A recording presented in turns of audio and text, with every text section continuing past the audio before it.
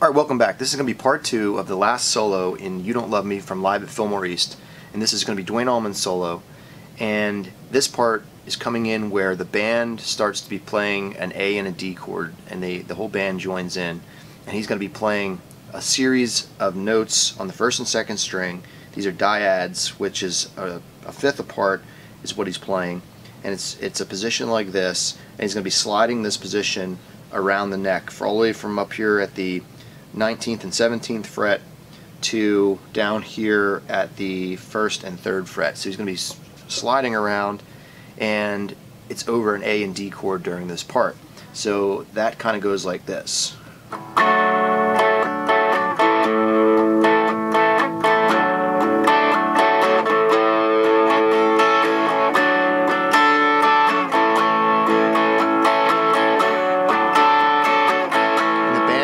Louder and louder until Duane starts going into his solo here. Now this solo is very tricky, and I've been working on it for a little while. I have most of it almost exactly how he plays it, I think, and I'm using this Hal Leonard series of books that I mentioned in the last video, but it is a little tricky, so I'll do my best to try to break it down and show you what he's doing and break it down into some manageable parts.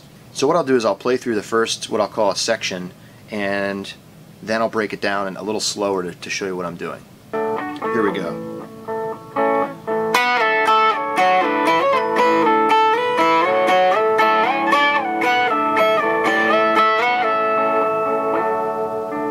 Alright, so let's break that down a little bit. He's going to be going like this. So again, what I'm doing is just holding the same position the whole time with your first and third finger.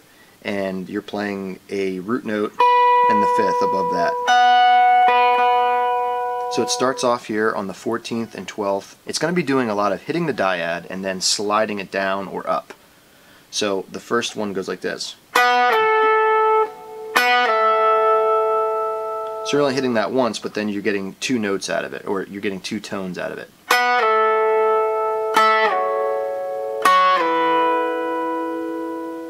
Like that. Okay, now here's the breakdown of how that first part goes, first section goes.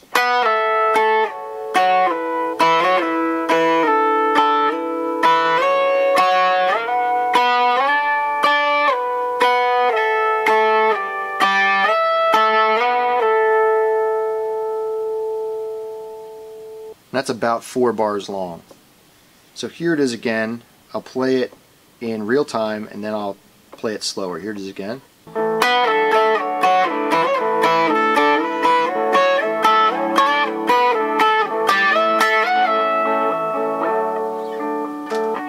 So here it is again, slower.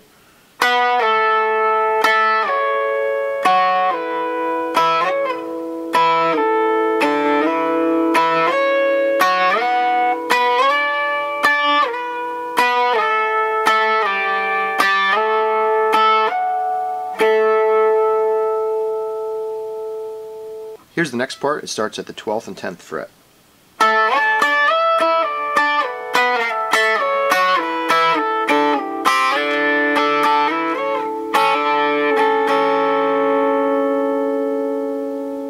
Here that part is again. Sliding up to the 17th and 15th.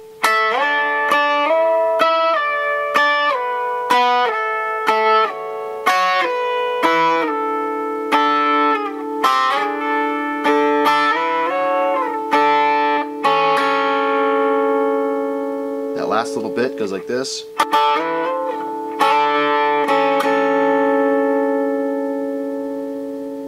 So here's the first two parts together. I'll see if I can pull it off and play them together. Here we go with the backing track.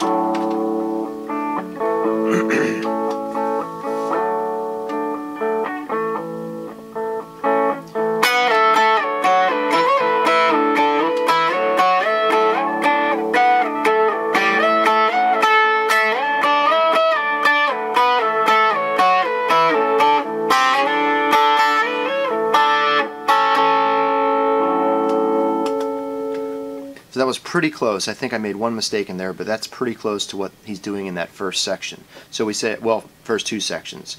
Okay, so here's the third section. I'll play that through and we'll see if that makes sense.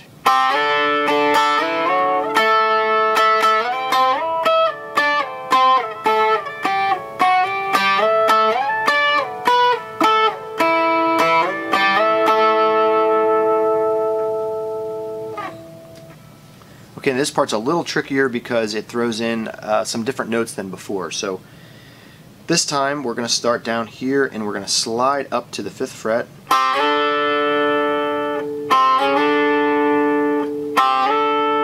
Now it's going to do a slide where you're hitting it one time but then sliding all the way up here to the 12th and 10th, and you're going to play it like this.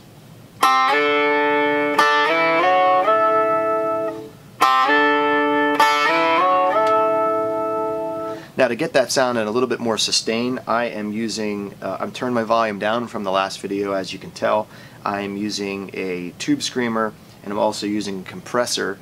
That way I can do it at a reasonable volume and it's keeping all the levels kind of even for this video. Here it is again.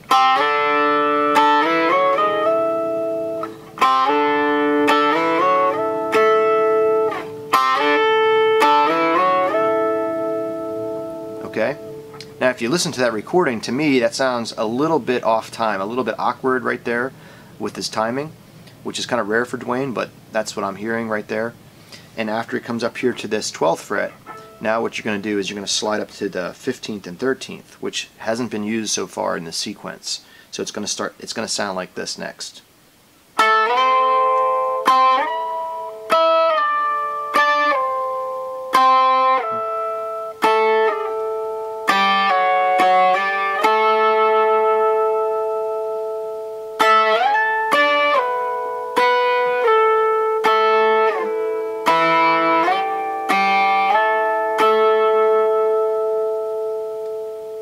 Okay, now we're going to get to this 4th section, and that leads into the actual Joy to the World part finally. So we're going to start here at the 12th and 10th fret and go like this.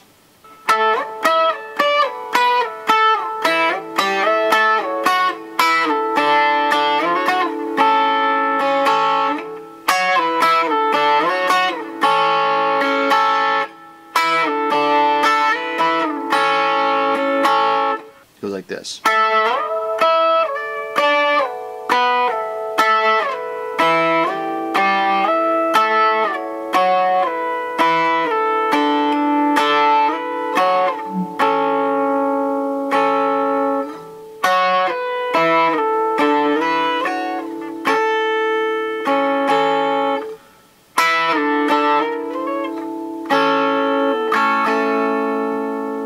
And now comes the melody.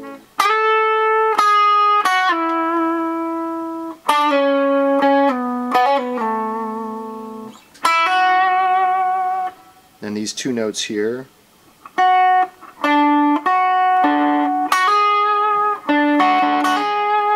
On the 7th fret.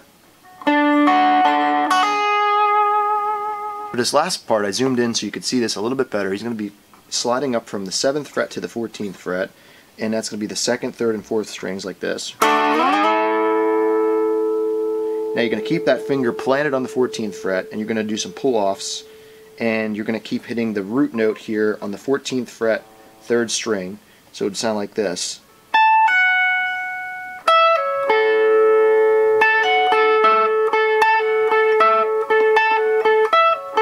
Now to do that, I'm using my pick to hit the 3rd string, and I'm using my middle finger to hit the 1st and 2nd strings. So I'm alternating. I'm going to pull off, then hit this 3rd string, then pull off here.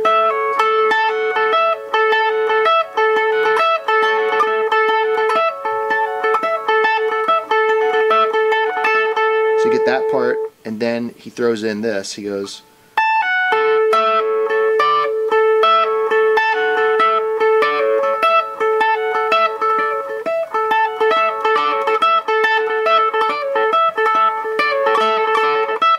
So I'm pretty sure that's what he's doing, because he's playing with the pick. I don't think he ditches the pick and then just does all fingers. I think he's doing a hybrid, but either way you could do it with your fingers too if you wanted to.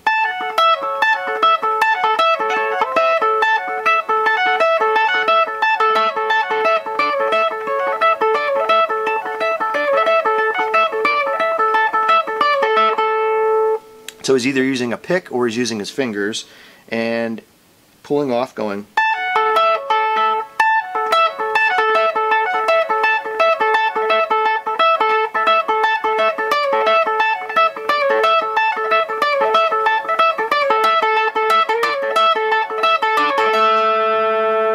So he does those different notes.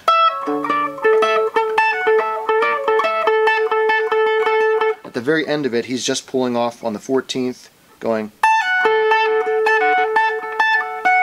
and then he's doing some trill picking. He's going like this, and then just playing the first two strings, 17th to the 15th.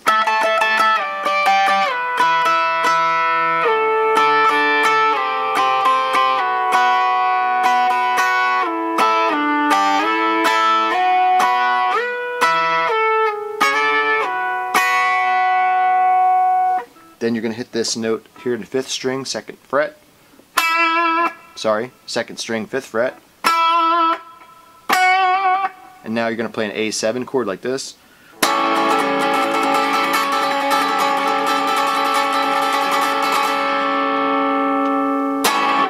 So have fun with that.